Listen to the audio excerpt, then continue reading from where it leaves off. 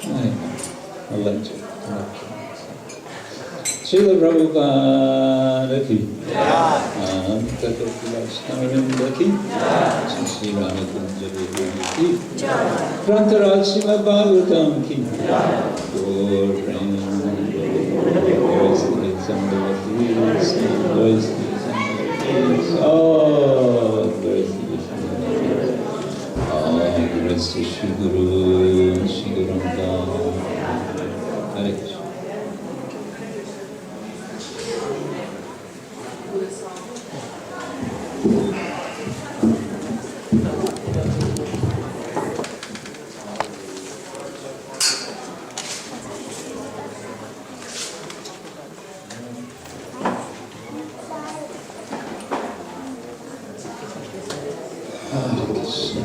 Okay, are we all set up with translation?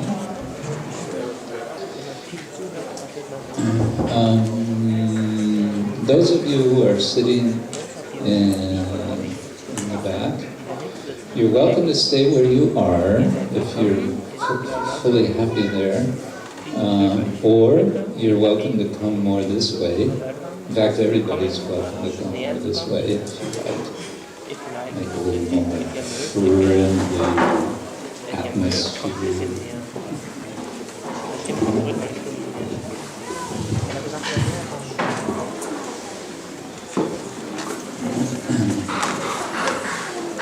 Om Jnanatim Vatsya Jnanachana Shalakam Chakshurumilitam Yena Tasmat Shivamani Shri Chaitanya Krishna Mustapatam Amritare Swayam Rupagadamahyam Dadati Sati Panchakalpatarubhyascha Vivasindhya Evacha Patitanam Pavanebhyo Vaishnavebhyo Namo.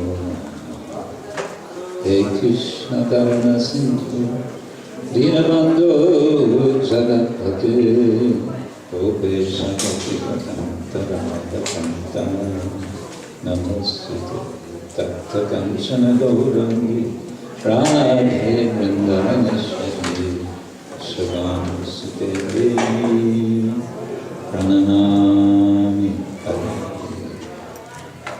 Jai Shri Krishna Chaitanya Prabhu Nityananda Shri Advaita Gadadhara Shivasari Gaura Bhaktari. Hare Krishna Krishna Krishna Hare Hare Hare Rama Rama Rama Hare. Could we maybe move this whiteboard thing a little bit that way so I can see all the deities? Or move it back.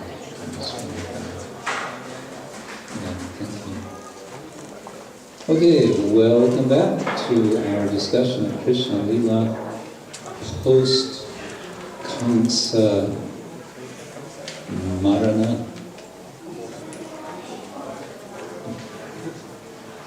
After the death of Kamsa. Okay, a little review maybe. What did we talk about yesterday? Anybody want to mention something? Anything from yesterday? Yes?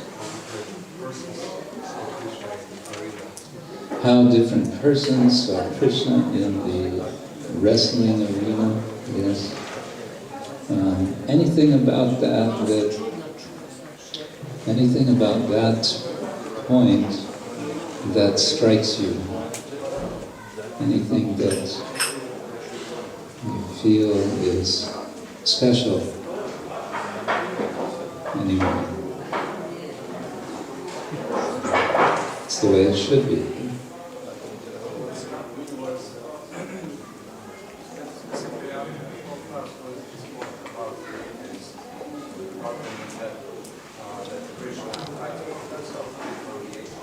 Krishna hides himself in the atheists. Yes, Krishna reciprocates with everyone, including the atheists. The way he reciprocates with the atheists by hiding from Yes.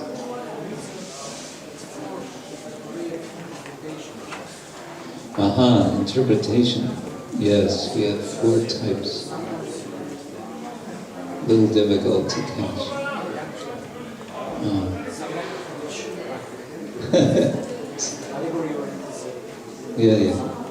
Yeah, the reason I didn't want to go too deeply into that subject of interpretation, that's a whole subject in itself. If you want to know a fancy word for interpretation of literature, you can impress all your friends. It's hermeneutics. I think it comes from the Greek name of, the Latin name is Mercury, the Greek is Hermes, I think. The god Hermes is the messenger. So hermeneutics is, yeah, that's a big subject. My only point I wanted to make is there are hints within our tradition that scripture may be interpreted in more than one way, or a particular passage may be interpreted in more than one way. Yeah, we see this, the acharyas will write commentary on particular verse. Someone will have a certain take, another acharya will have a slightly different take. So even there's difference. But specifically, I was talking about literal meaning and allegorical, and how some of our acharyas are acknowledging both. Now, I want to add one point to this, though. When we say literal, I mentioned yesterday, literal means, iti hasa, so it happened in the past. But let's not forget that we're dealing with what we understand as eternal pastimes. And that means, as I also mentioned the first day, they're going on as we speak. Any pastime that we read here about is going on. It's going on either aprakata in the spiritual world, or it's going on prakata in the material world, not necessarily on this planet. It's going on. So, yes. I wonder if we should have a second mic. Another microphone. We don't have dharma for this.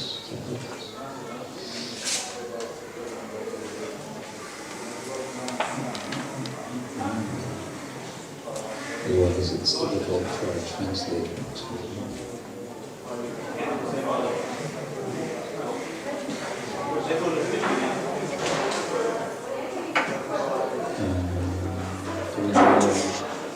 Try to turn it.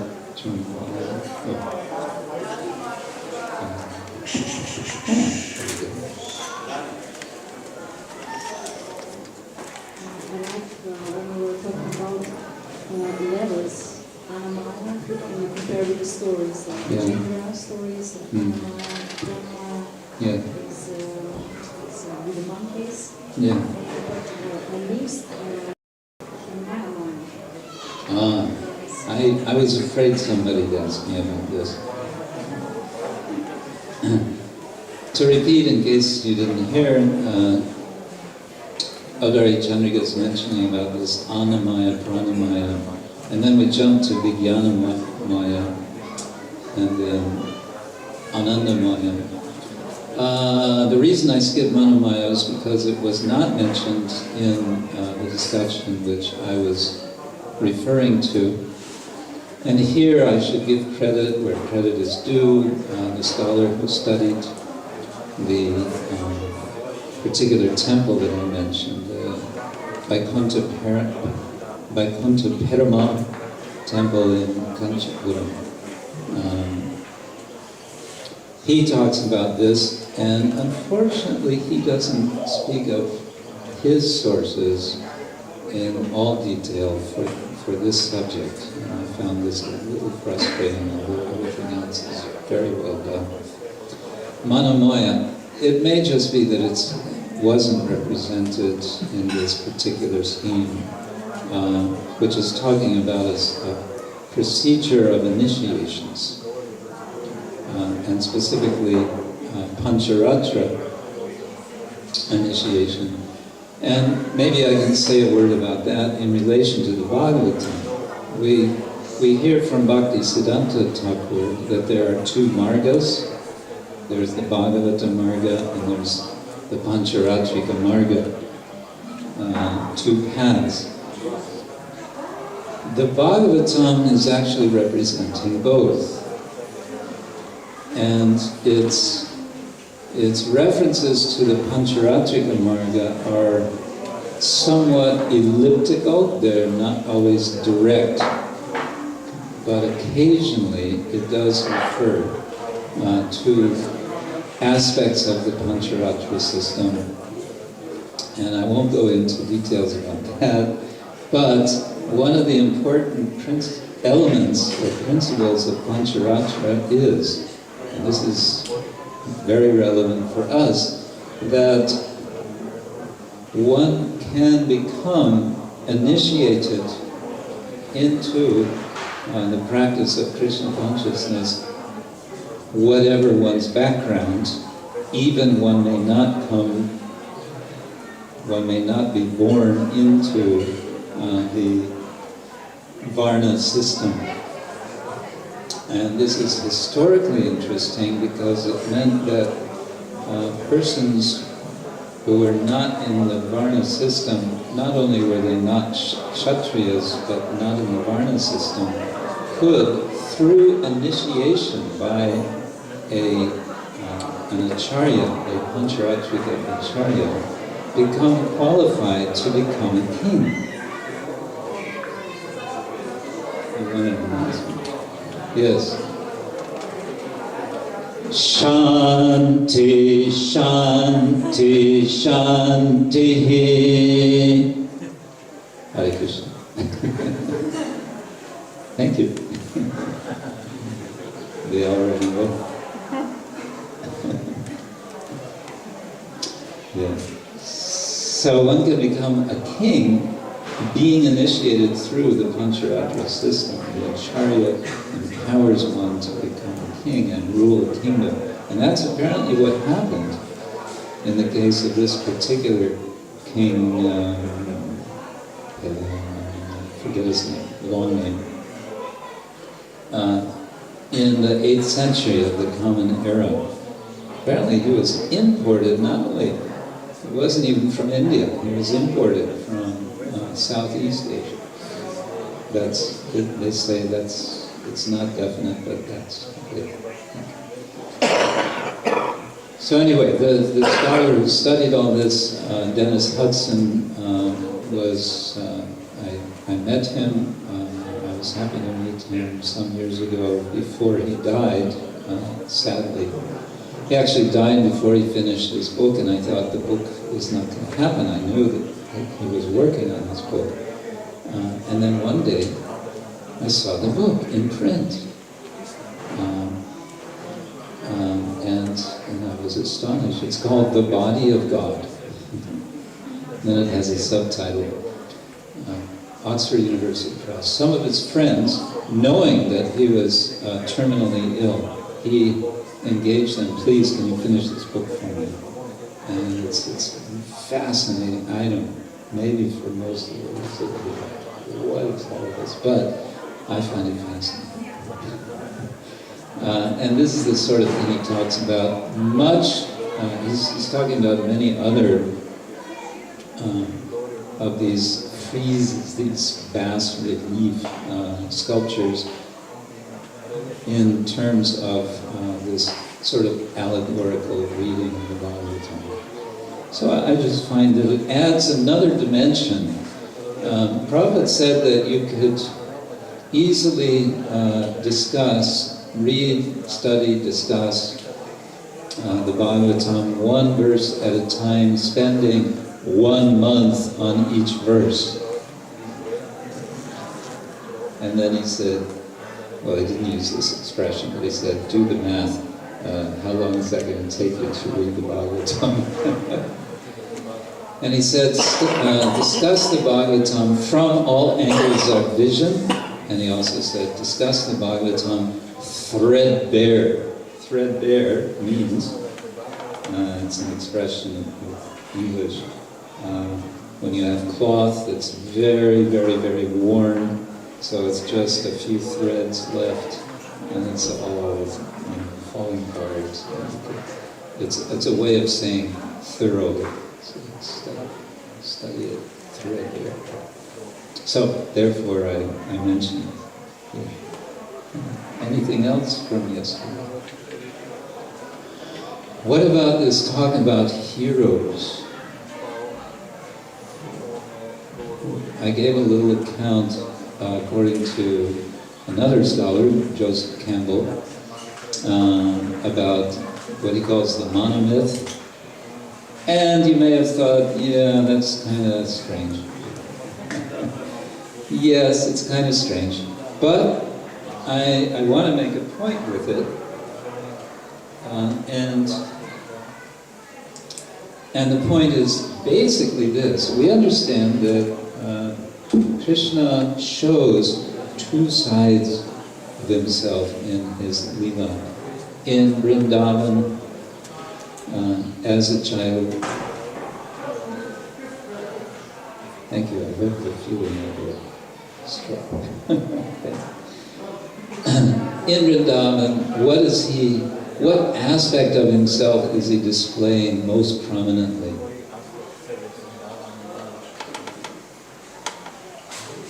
What aspect of himself is Krishna displaying most prominently in Vrindavan? Sweetness, what do you say? Okay, as a coward boy. Sweetness. Madhurya. Madhurya, his sweetness. And what is it that he's showing outside Vrindavan, especially in Dwarka? His Aishwarya. Yes. Now, you mentioned heroism. What about heroism? I think it can be argued that he shows heroism in both. He actually shows Aishwarya also in Vrindavan, and he also shows Madhurya outside of Vrindavan. So it gets complicated. But the emphasis in Vrindavan is on Madhurya, the emphasis outside is on Aishwarya, but there's a kind of third element, you can say, which we don't usually talk about so much, and that is heroism. Now, one thing about heroism, which I find interesting in the Bhagavatam as a whole, what is one of the big subjects of the Bhagavatam? It's death. Yeah. And one way to look at the Bhagavatam is it's a manual for those who are about to die. It's a manual for preparing to die. Why? Because Maharaj Parikshit is about to die and he's hearing from Shukadeva Goswami how to be prepared to die. And what does he hear? Well, he hears a lot of stories about people dying in the Bhagavatam. Can we think of some examples? Bhishma, okay. Another one. Ajamila, okay. Gaj. That's the gender of He almost does.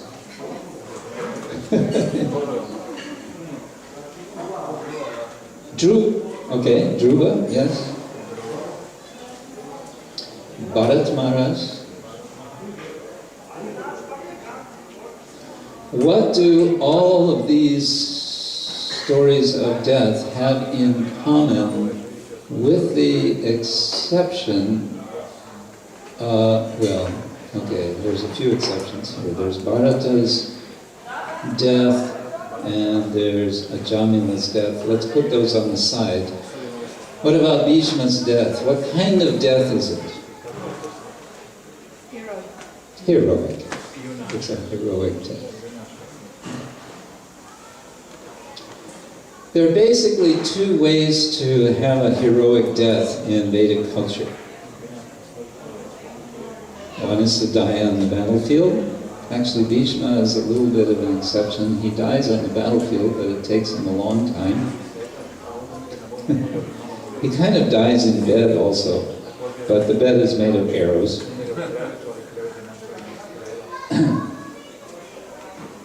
And the other way to die a glorious death is the yogic death. What's an example of a yogic death in the Bhagavatam? Rishabha. Who? Dhritarashtra? Sati. Everyone.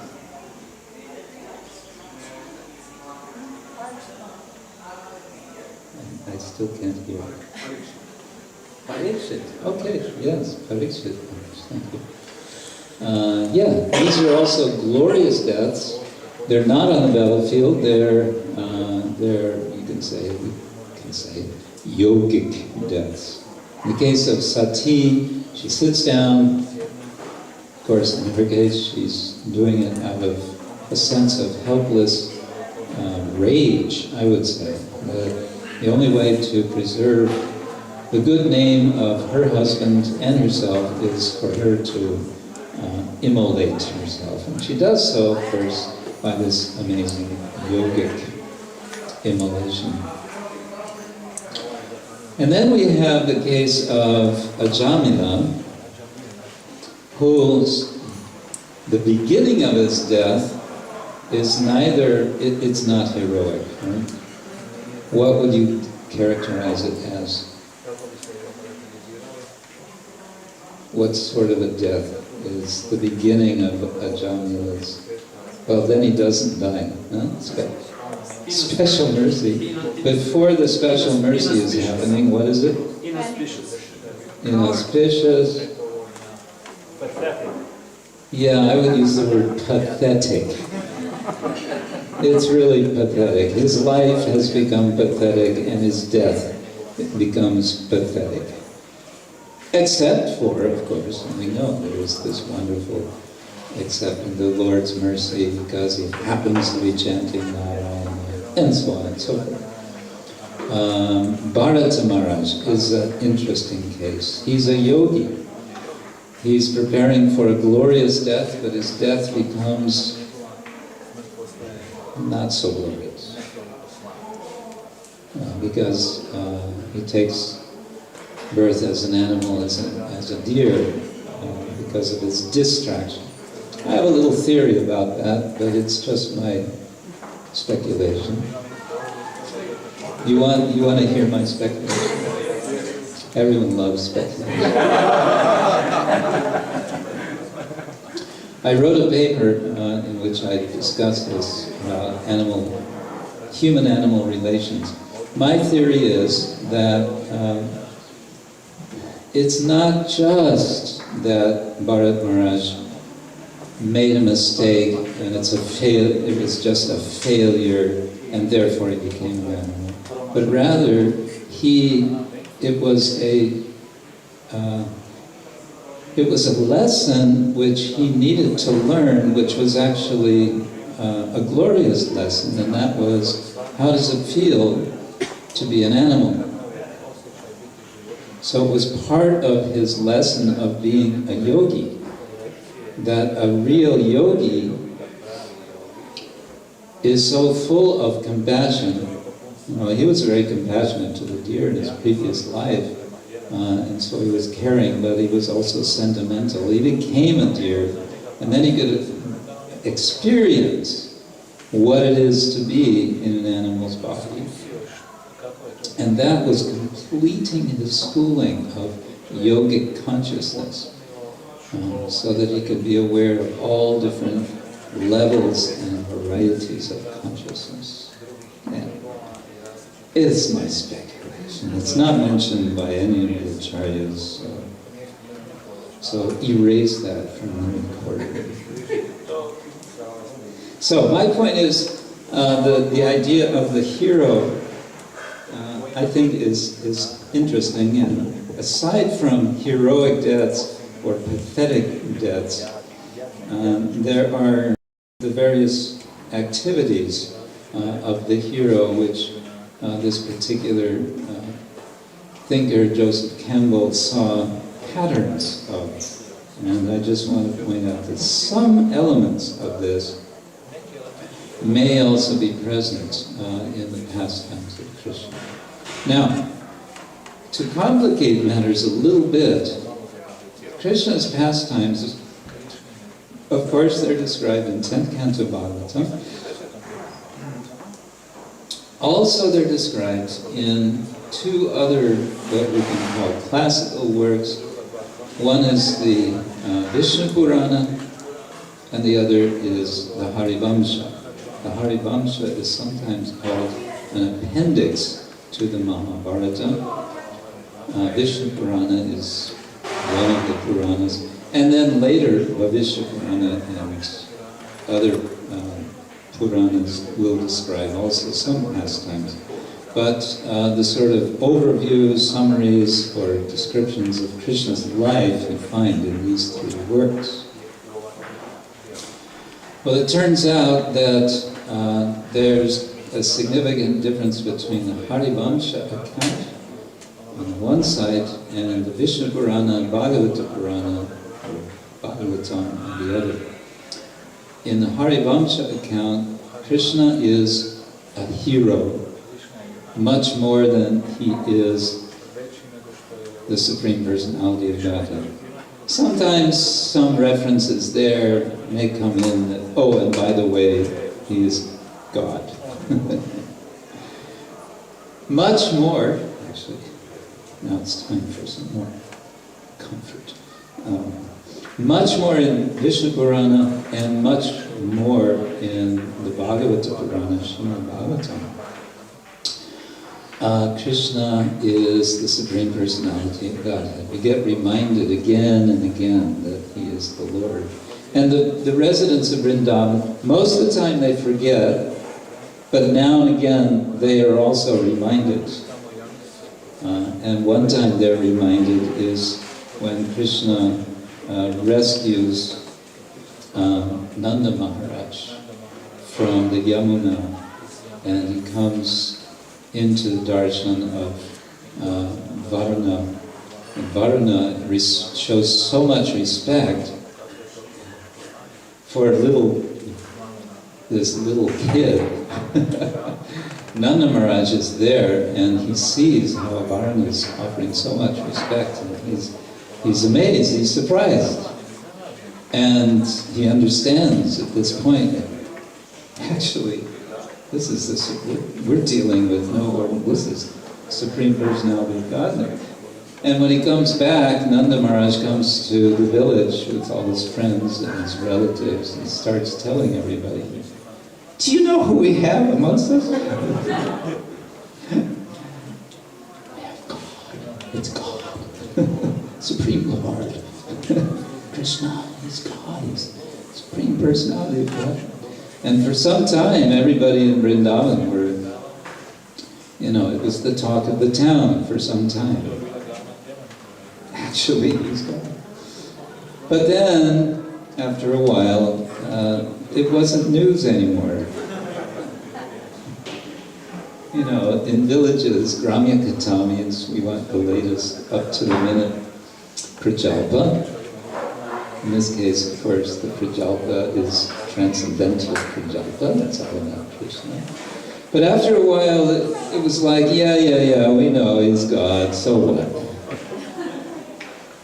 And then after a while, they just kind of forgot about it again. Yeah, he's just Krishna. He's so nice, he's so sweet. So in the Harivamsa, Krishna is more of a hero. Now, there is an episode soon after Krishna kills Kamsa, and I want to go through some detail. How come the time goes so quickly? I just get started, and it's already time to stop.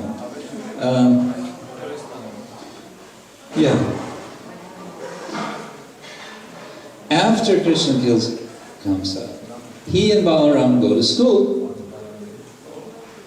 Who's their teacher? Sandeepani. Sandeepani. We always say Sandeepani. It's sort of Italian style. He's actually Sandeepani Muni. Sandeepani. And he learns this, they both learn their lessons well. They learn all sorts of things. They learn from all the Vedangas. There are 6 angas of the Veda which are used for the process of sacrifice. And they learn, everything that anyone would ever want to learn, which is, of course, ironic because what does Krishna say in the Bhagavad Gita? Sarvasya chaham hridi sanivishto mattasmitim dhanam kohanam cha. And then, Vedaischa sarvaya aham eva vedya vedanta krit vedavit eva cha aham. Vedaischa sarvaya aham eva vedyaha. I, Krishna, am Vedyaha, I am to be known by the Vedas. Vedaischa sarvaya aham eva vedya Vedanta krit, and I am the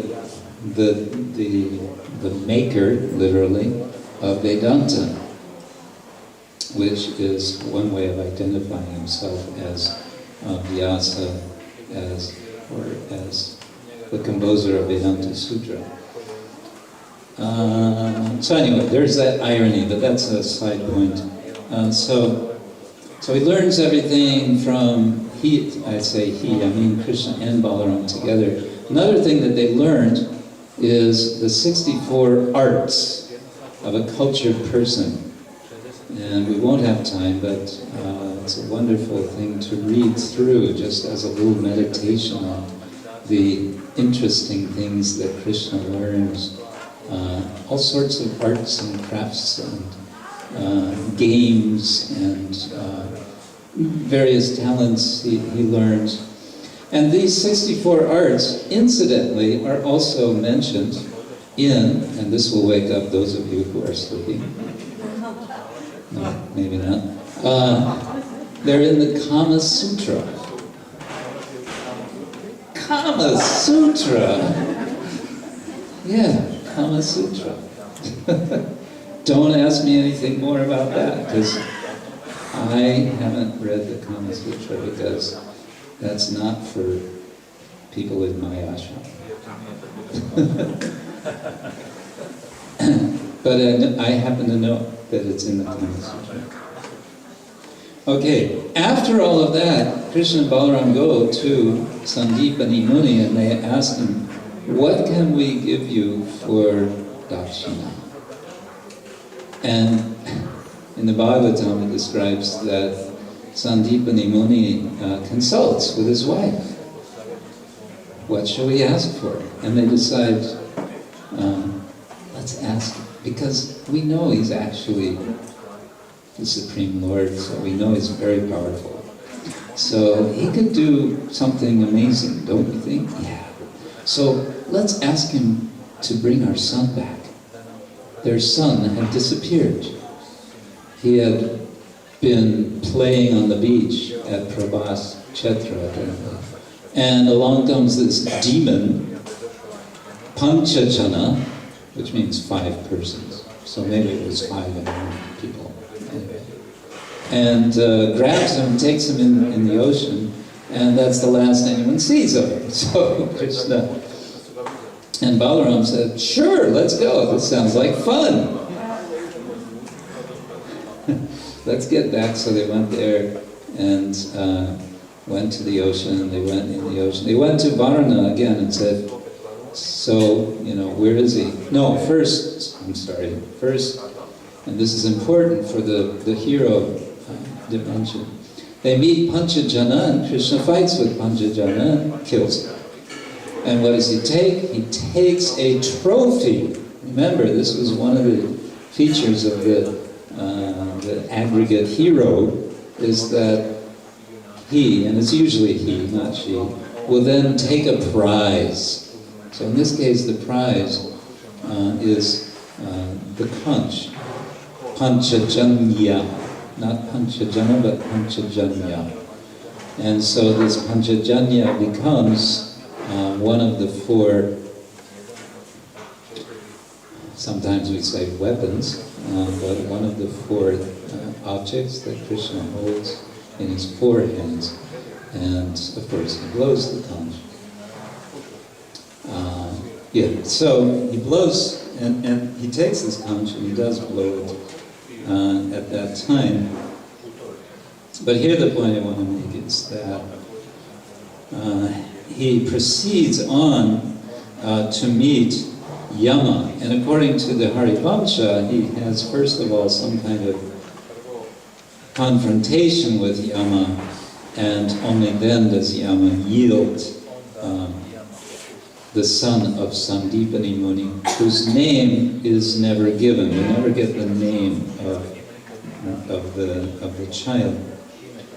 But he returns then with the son to Sandeepani Muni, and he returns to Mathura. And this is also significant. He is the returning hero. He is now coming and he is being welcomed. This is only briefly mentioned in the Bhagavatam. He gets a grand welcome. Previously, Krishna is hiding in Vrindavan. Then, when he goes to recover the son, he's going into the nether world. Remember, we talked about the nether world of the hero. And he has a battle, and he wins a prize, wins 2 prizes, and he comes back a hero being received by the residents of Mathura. So that's in especially emphasized his heroism in the Harivamsha. Okay, I wanted to now go to this chapter which includes this account in the Bhagavatam. It's chapter 45, so we're not getting very far. We're just 1 chapter after the death of Kamsa. Chapter 45, and this is called Krishna Rescues His Teacher's Son. Before he rescues his son, there are a few other things happening in this chapter. One point I'd like to make about it, I would suggest that it's a kind of a transition chapter. It's a transition from Krishna of Braja to Krishna of Dwarka. And so it's a transition from Madhurya Krishna to Aishwarya Krishna. And of course the Acharyas would explain that as soon as Krishna leaves Braja, he becomes Vasudeva. And I've always sort of wondered, does that mean that he's always walking around with 4 arms? Or is he hiding 2 of them, or how does that work? But that's a detail. But he's understood to be Vasudeva. And some scholars will say, well, what's really going on is there are 2 completely different personalities. They have nothing to do with each other, but these devotional types, they like to merge all the gods together. So what did? They merged Krishna and Vasudeva together. That's not the understanding of the Bhagavatam, and we accept the Bhagavatam as our final authority. Why? Because Jiva Goswami says. And why does Jiva Goswami say? Because he's gone as a process of elimination through all the different Vedic literature. Of course, the non-devotees will say, who cares about the Vedic literature?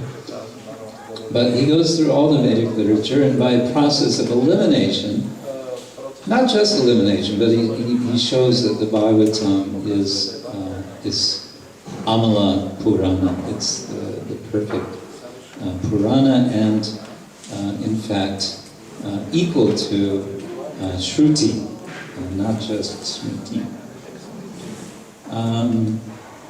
Yeah, so this transition is there.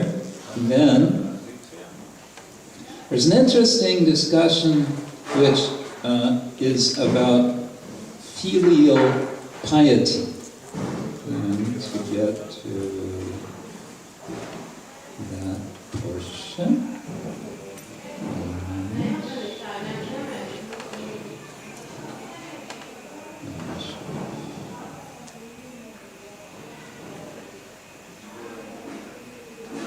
We're almost there. Yes. Okay. No. Okay. Verse 7 of chapter 45. We have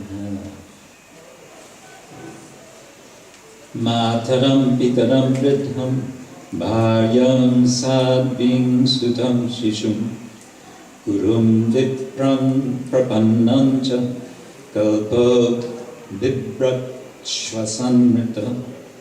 Oops.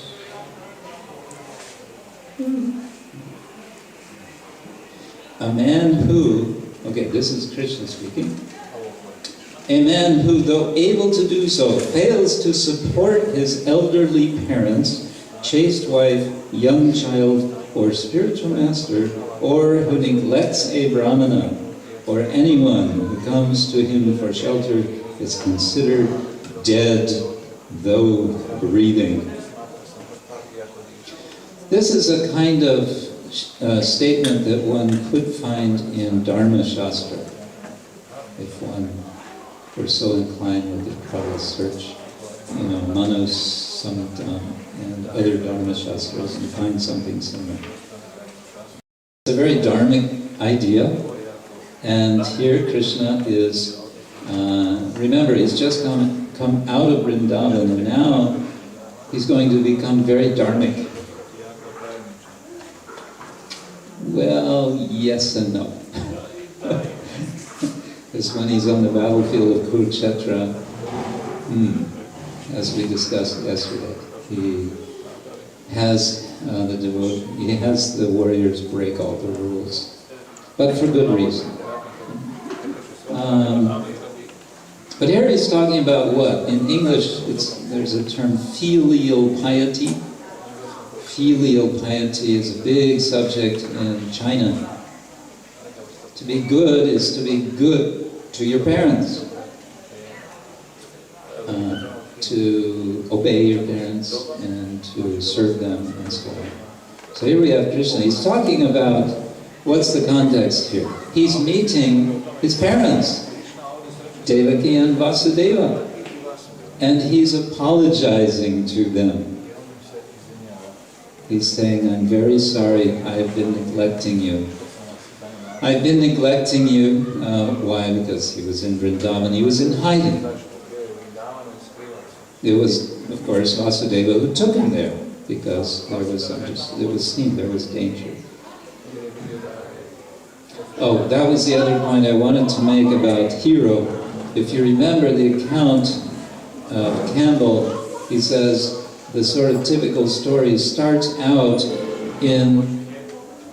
from the hero's home, from a humble place, from the hut where he's living, some very lowly place.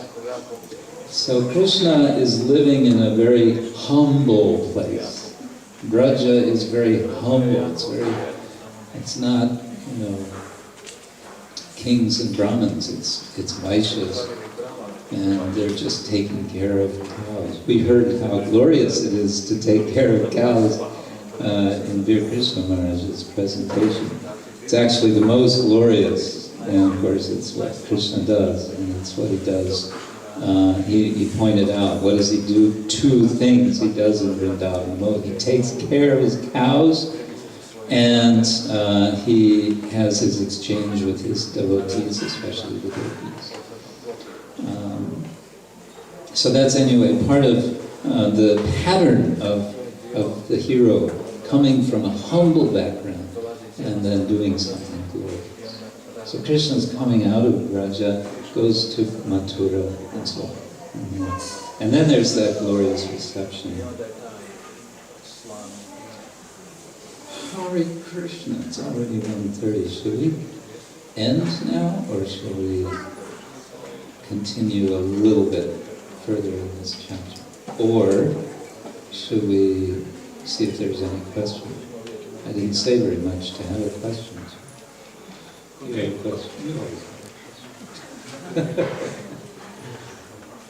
Mike, yes.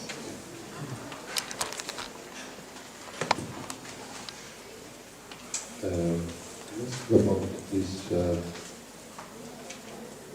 I thought about this Krishna rescuing his spiritual master's son. Rescuing, yeah. That's good. So, actually, my question is something I heard a long time ago, maybe you also heard this story about that Krishna put Narada Muni in Maya. Narada Muni wants to that Krishna showed his Maya, his illusion. But I never found any shastra, any reference to that. I heard this in 80s. Actually, I found in Vishnu Purana a very similar story with one Brahmana. So I wanted to ask, do you know, is this story true or is this? No.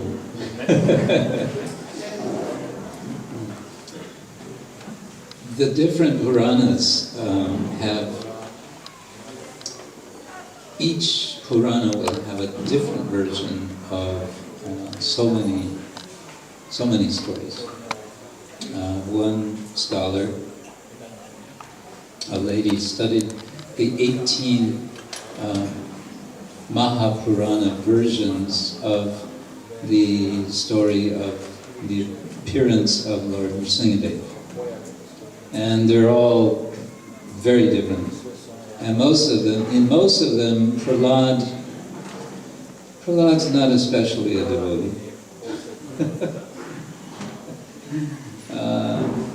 Or he's sort of pious, or it's sort of peripheral, or you get very different perspectives. And I think this is another reason why Jiva Goswami said, let's not waste our time with these other Puranas. Who knows how they've come to be what they are. Because also Purana means it is oral tradition.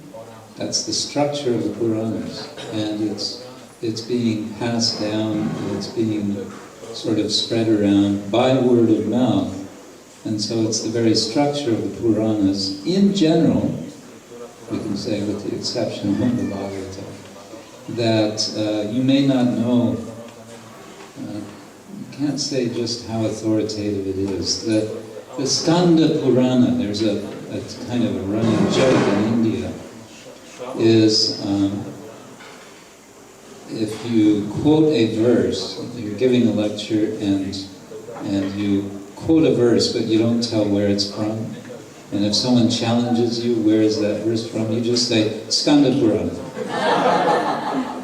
Because in one version of the Skanda Purana, it has 80,000 verses. So, go look for it.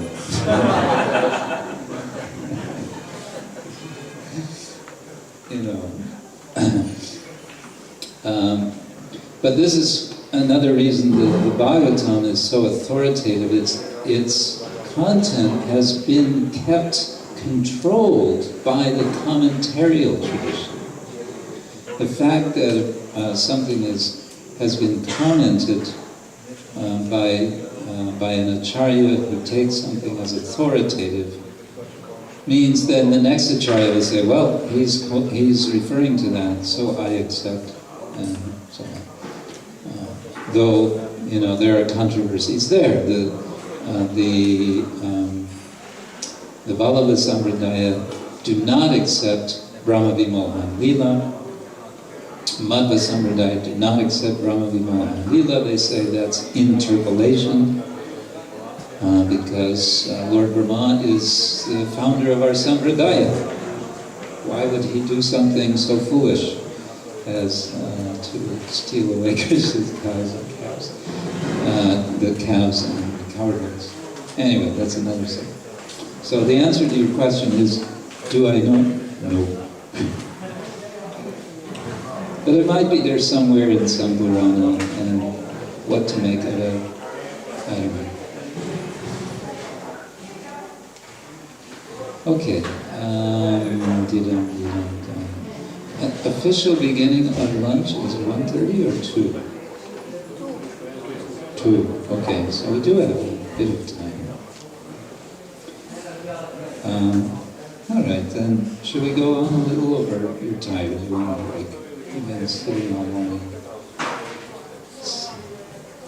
Yeah, that's what the shishas say. 5-10 minutes. Okay. So I'm saying that this chapter is about a kind of transition. And of course, because Kamsa has been killed, everyone is breathing a huge sigh of relief because he's been terrorizing. He's been terrorizing the land. So several clans have gone into hiding, or they've at least made tracks. They've gone to other places, although their home was the Mathura area. And so it's mentioned that they come back and they settle down. I think it's interesting that in the world today there is a problem, and we can identify it with the advance of the age of Kali. But one of the problems of this time that we're living in now is that more and more people are being forced to live where they do not want to live. They're being forced to move elsewhere than where they come from. There are more and more refugees. And we saw this in the former Yugoslavia. And there's, I actually remember seeing an endless column of vehicles coming into Beograd just around that time when the war was beginning. It's very sad to see people forced to go where they don't want to be. And this is also in the Bhagavatam. Everything is in the Bhagavatam. But happiness prevails, and we have a description. I won't read it, but verses 17 through 19 are describing a moment of peace. The whole, after Krishna kills Kamsa, there's nothing but trouble. Why? Because Kamsa had friends, he had relatives, and they're not happy that Kamsa was killed. And so there's going to be trouble. And that's why Krishna decides at one point, this Mathura, everyone's just giving us endless trouble. Let's just get out of here. Let's go to an island resort. And so he creates Dwaraka with some help from, what's his name, the architect of the universe, Vishwakarma, yes. Okay, verse 20. Yeah, I think I'll try to sort of run through this chapter quickly. After meeting Devaki and Vasudeva, then Krishna meets Nanda Maharaj and the cowherd men who had come to Mathura. It's said, I believe, to pay their taxes. And that's, of course, interesting, as a kind of parallel to the story of the mysterious appearance of Jesus And how is it they go to pay their taxes and they're staying because there's no pension to stay in, so they stay in a cow shed and barn. Anyway, now Krishna meets Nanda Maharaj and he says, actually, you're my real parents, you and Mother Yashoda. And there's a whole discussion by acharyas about how Mother Yashoda is the real mother of Krishna. But here he's just, anyway, he's saying this. You're my real parents. Why? Because you've taken care of me. You've been taking care of me. You've been taking care of us, Krishna and Balram. So you're our parents. In verse 23, he's sending them home. He says, okay, now you please go back to Raja. And in verse 23, Krishna makes a promise, we will be back soon. When will you be back? Well, we'll be back after we'll return after bestowing happiness on our relatives. Little vague, isn't it? How long is that going to take? You can almost hear Nanda Maharaj saying, but he doesn't say that. How long is that going to take? Well, it won't take so long. Now, of course, what is happening here is what you can either take as the background of what is described in the rest of the Bhagavatam, or you can take it as the foreground of which what is described in the rest of the Bhagavatam, 10th canto, is background. And what is that? The whole issue of separation between Krishna and the residents of Vrindavan. Krishna and the residents of Vrindavan are separated, and Krishna makes a promise that he's going to return, and the residents of Vrindavan continue living based on that promise. It's explained like that. That is the only reason they stay alive, is because Krishna has promised that he would come back. And later on, he will, a little later, just in the next chapter, when he sends Uddhava to Vrindavan, before he sends him, he says, I made a promise to them. So Krishna does not forget his promise.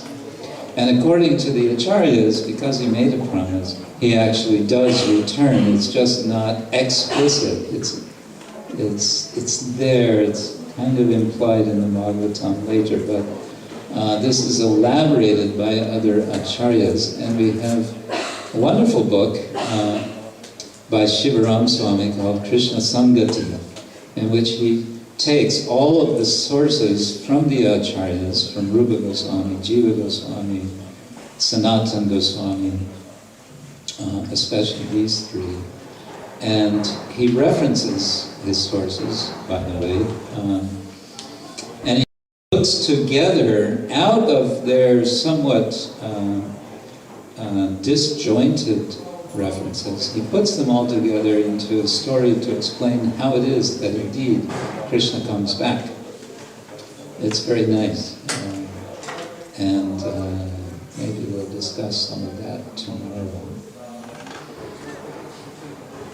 if you like. Should we discuss some of that tomorrow? Okay, let's discuss some of that tomorrow. Krishna, again, about this theme of dharma, he receives Dvija Samskara, Krishna and Balram, in Mathura. So they're being initiated into Vedic study. And it is at this time, this is interesting, remember when Krishna was born, quote-unquote born, Krishna and Balram, Vasudeva was in prison. He couldn't go anywhere. Vasudeva owned many cows, but these cows had all been confiscated by Kamsa. So, but when Vasudeva became a father, not for the first time, but he was, of course, very happy, and he wanted to express his happiness by giving in charity. But how do you give in charity if you're in prison? So it says that he gave charity, he gave cows mentally. He mentally gave cows, and I always wondered about that. You know, what's the use of giving mental cows? You know, I will give you 10 mental cows. Oh, thank you very much. I will take care of them mentally.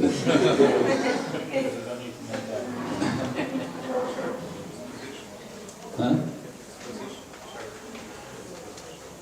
It's charity, yeah. So he's practicing charity at that time. That was the thing to do. But now that Kamsa is dead, Vasudeva gets his cows back. And when he gets his cows back, he does not think, oh, cool, I got my cows back. Now I'll keep them. No, he gives them in charity. Because he gave them already mentally before. Now he really gives them. Isn't that nice? That's explained. Okay, and then there's the whole description of Krishna going on this adventure as a hero to recover the son of Sandeep Muni. But in the Bhagavatam, there's more emphasis that he is the Lord. And Sandeep Muni, thinking he's actually the Lord, he's just doing all this to give example that one should accept a teacher and so on. So, yeah, he could probably recover our son. And so that's the explanation given. At the very end of this chapter, Sandeep Muni gives Krishna and Balram a blessing. Does anyone know what the blessing is?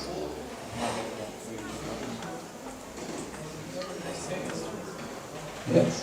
Whatever he says, it will come true. That may be another blessing elsewhere. This is not mentioned here, but you're kind of close. Yes? Everything they say is true. Okay, you're saying it's the same. You're making me think maybe he did say that, but I didn't see it. Yes?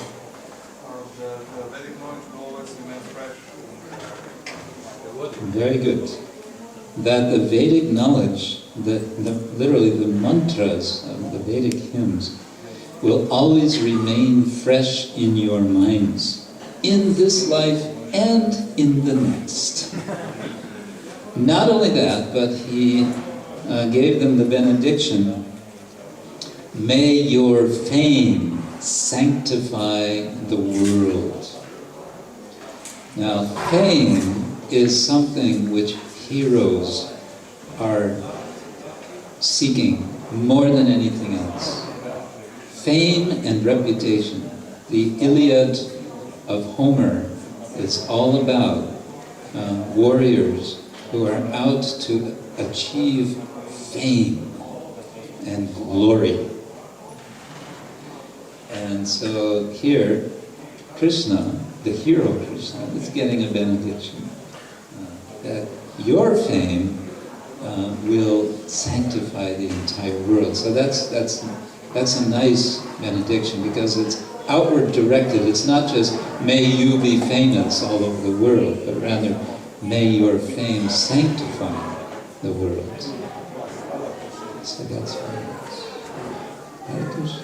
Prantaraj Srimad Bhagavatam ki Ananta Gopti Vaishnava Vrinda ki Srila Prabhupada ki Gaur Premanande.